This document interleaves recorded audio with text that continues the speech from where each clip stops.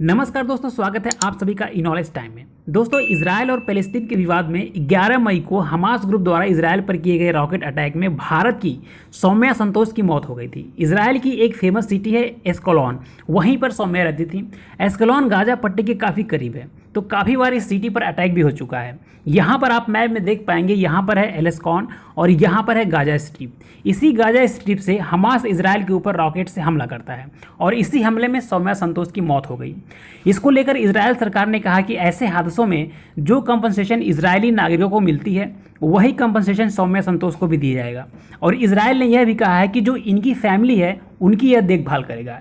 Israel ने इस मामले में एक स्पेशल स्टेप लिया है, हालांकि आमतौर पर इजराइल ऐसा करता नहीं है। उसका कहना है कि सौम्या संतोष हम लोगों में से एक थी, हम उन्हें बाहरी नहीं मानते हैं, इसलिए इजराइल सौम्या संतोष को ऑनरेरी सिटीजनशिप दे रहा है। ऐसा उसने भारत और इजराइल के आपसी संबंधों को देखते हुए किया है और इजराइल ने एक बहुत ही सुंदर जेस्चर भी दिखाया है। हालांकि आपको बता दें कि इजराइल में थाईलैंड के 2 नागरिक भी मारे गए थे, लेकिन उन्हें अभी तक ऑनरेरी सिटीजनशिप देने की बात इजराइल ने नहीं की है। सौम्या संतोष के बारे में तो आप सबको पता ही होगा। सौम्या संतोष केरल की रहने वाली थी और वह पिछले 7 सालों से इजराइल में ही काम कर रही थी। उनके पति और 9 साल का बेटा केरल में ही रहता है। सौम्या इजराइल में एक केयर गिवर के रूप में काम करती थी। वह इजराइल के एस्कलोन में एक 80 साल की महिला की देखभाल करती थी और यही उनका काम हुआ करता था।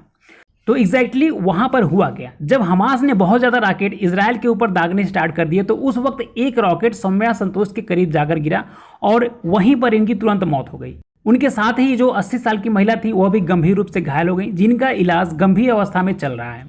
तो दोस्तों, इस पूरे मामले में इजराइल ने जो स्टेप लिए हैं वह दोनों देशों के आपसी संबंधों को दर्शाता है।